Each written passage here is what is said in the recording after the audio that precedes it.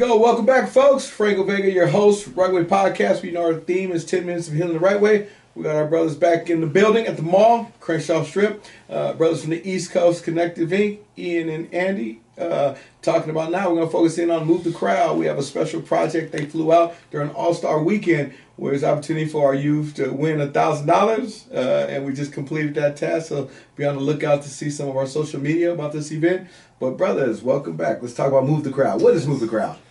Yeah, Move the Crowd is our marketing and branding program that we developed. We titled it Move the Crowd after Eric B. and Rakim's song, and just alluding to one's ability to influence, the masses, so to speak. And so, in a very narrow sense, it's we're trying to teach them like corporate marketing and branding concepts, techniques, how you develop a marketing campaign, how you define your brand, how you ultimately close a sale. And so usually we start with a particular company and maybe that we're partnering with at the time, or that we think is particularly relevant to the kids at the time. And we have them go through it. We explain it how those companies have done it in the past. And then we have the kids create a campaign for a particular product or company. Parallel to that, we're teaching the kids how to use those same skills to market and brand themselves. And so generally, since we're dealing with high school and or college students, they're preparing to try to get into college and or the workforce, and it's a very similar situation. How do you create a identity for yourself? How do you communicate that in an effective way that people can understand, that people are attracted to, and then ultimately how you partner with and convert those people whose attention you've now captured to do the things that you want them to do, be that to hire you, to invest in your business, to support you, so on and so forth. And so that's the program. And then in addition to that, we turn them back internally to Connective, and or organization like yourself who we're working with to say, this is the organization who provided that. How do we now take these skills that you've done, and instead of doing it for corporate America, let's do it for an organization who's benefited you, so that you can now in turn benefit someone else coming behind you. Yeah, awesome. We had a great experience for the audience. We selected 6 youth, and then we started on Friday, put them through workshops, and Ian will talk about that. And then today, on Sunday, they had to come present, and the winner received $1,000 as their award. But they did so well, we had to give the other ones who didn't receive the $1,000 $500. That wasn't planned, but everyone just left here a winner. But Ian, talk about the logistics and the experience. I mean, it's a very great opportunity, because we always say to kids, you are the bag, you are your own bag, you are your brand. Specifically to the kids that we talk to, like they need to understand that there's systems in play, and that even if you don't know you're worth something, the system knows you're worth something. There's a dollar sign on you, whether you are going to generate it on your own for yourself, or the system's going to have it on you, right? And so, kind of just speaking about systems and speaking about school and the importance of school, but also as it pertains to the system in itself. School is not necessarily prepared to make you who you are. It's prepared to make sure that you can be a worker, right? And so, and there's not wrong with that, because you need to be. If you don't learn how to work, then you can't work for yourself, right? And so there are important parts of all of the things that we have to go through to get where we're going. But it's not the end all be all, right? If you're not great at school, doesn't necessarily mean you can't be great at what you're passionate about, and once you find your purpose. And so we use the marketing and branding class, yes, as a way to teach them these things, but also as a way to focus on, what is your passion? What is your purpose, right? And because once you're able to align, what are your core values as a brand, right? So it's like, as a brand, you have a mission statement. What is your mission statement? And what we find is that a lot of kids don't usually have that. They don't have a core, like there's some certain things that I won't do, or I'm not about. And if they do, they've never said them out loud. And so when you allow them the space to kind of identify those things, you also allow them to make sure that, okay, well, this is in direct opposition to what I want to do. And so, no, I'm not hopping in that car. No, I can't take the ride. You know what I'm saying? It's like, nah, because I know now what I want, and that right there takes me further away. And I think like that's the magic behind move the crowd. It's like, yes, we can teach them how to market and brand, but ultimately, if you understand yourself as a brand and you're like, you know what, here's my core values for my brand, and if I want to partner with somebody, I want to have a strategic partner, right? We talked about that on Friday. Your friends are your strategic partners. Some of them don't have your best interest at heart. And so being strategic means that, you know what, it's okay to take a step back. Like, right now, this partnership is not conducive for my success. In business, they do it all the time. But if we're not taught that, correct, we end up saying, you know what, I just have to endure this relationship because of loyalty or all the things that we're told in our communities where it's like that are in direct opposition of us being able to evolve, right? And so, like, we had that conversation on Friday. I think that, you know, it resonated with all of the young adults, and today was proof that not only did it resonate for them personally, but now they're able to have a skill set that's applicable to help a place that they care about scale, right? correct. In optics, you know, but also in raising funds to continue to give back, because when you can't do this forever, Franco. I swear. You can't do it forever. About And 6 more years left.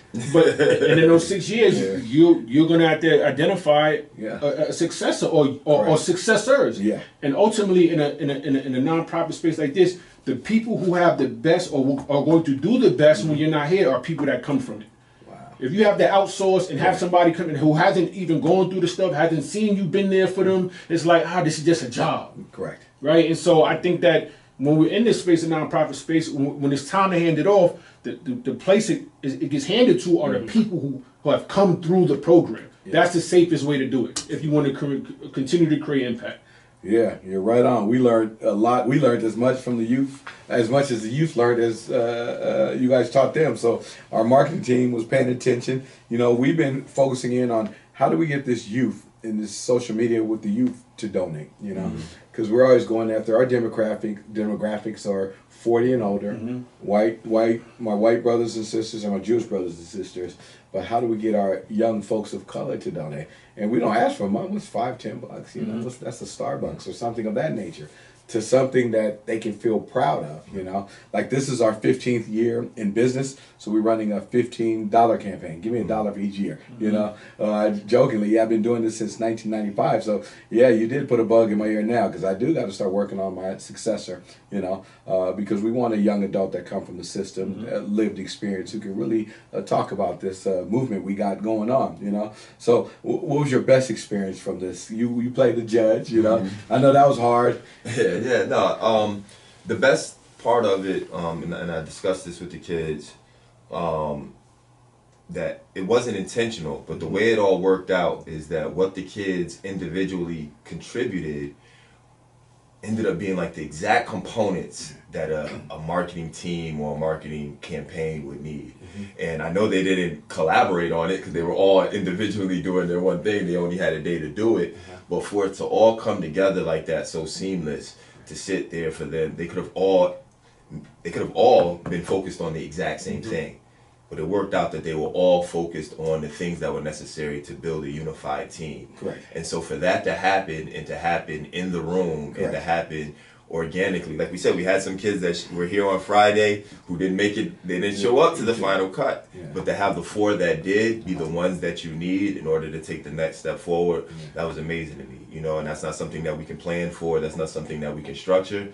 Those are things that happen when you are simply doing the work. You know, the blessings come along as a result, and I think that was the unique thing that happened in this situation. You said organically, yeah, because it was a competition. Yeah. None of them went home and talked. They're all doing it individually, trying to raise $1,000. Absolutely. And just for the record, they did so well. We didn't have a second or third place, but we decided the last minute, the judges said, Frank, we got to get more money.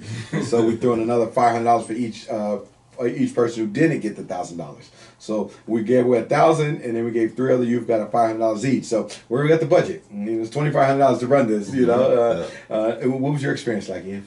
Man, I think it's always refreshing to collaborate with a nonprofit who align with, you know, our core values and serve the same demographic we serve. And so I think I'm always just grateful to have the opportunity to have young adults be wanting to listen to anything I got to say, right? And Miss Coleman, or the young lady, yesterday she said, you're so smart, and it's like, well, I don't necessarily think I'm smart, but that was what she got from me, and so like that's the power of the work that we do, is that I just come as I am, right? And so, but when you do that, how somebody else receives you is not necessarily based on what you're doing. I showed up. Correct. And they got from it what they got from it.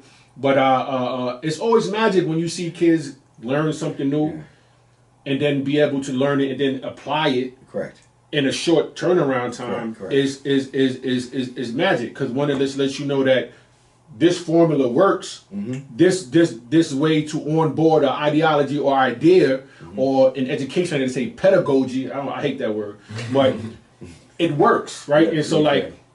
It's always affirming to say, okay, you know what? How do we make it better? How do we have the turnaround time left? But it's like, this works, so let's continue to scale that. And I think that just, it was watching the presentation. I was surprised by I'm somebody who struggles with public speaking, right? And so to see everybody get up there and execute, and be able to, say the things that they wanted to say, lets you know that they'll be able to advocate for themselves. No, correct. If you can get up there and do that for RightWay, then what I want you to always be able to do is advocate for yourself, because the system is always at play.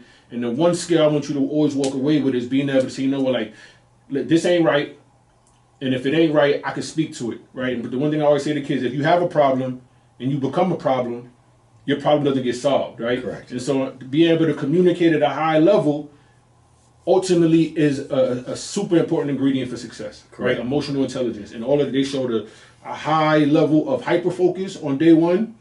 They showed emotional intelligence today, right? And they're resilient. Correct. This population, foster people who have been impacted by the foster care system, have to be resilient. Yes. And so that's not something they have to achieve. That's something they already have a mastery level of that, right? And so to be able to just, be around them and learn from them and see them be successful, that was magic. No, I want to thank you, brothers. This was just the pilot. We did it in partnership with the NBA All-Star Weekend, hosted out here in Inglewood, California. But next year, we're going to do it in honor of Black History Month. So this is something, once again, we enjoyed partnering with you, brothers, So be prepared to come out here on the West Coast every February. I'll try to work on the weather, And we probably won't do it around Valentine's Day because we don't want our old ladies to curse us out. Or, you got to bring back a nice purse from Beverly Hills. But on behalf of all the foster youth we serve, from the bottom of my heart, I want to thank you, brothers. You can't imagine the smiles those kids. They're bragging about it right now, And I can't wait to give them their checks next Thursday over dinner. But please tune in next week, folks. We have an awesome guest. Well, our theme is going from pain to power. RightWay Foundation, on behalf of all the youth we serve in LA County, I want to say peace and God bless. Peace. Out. Peace.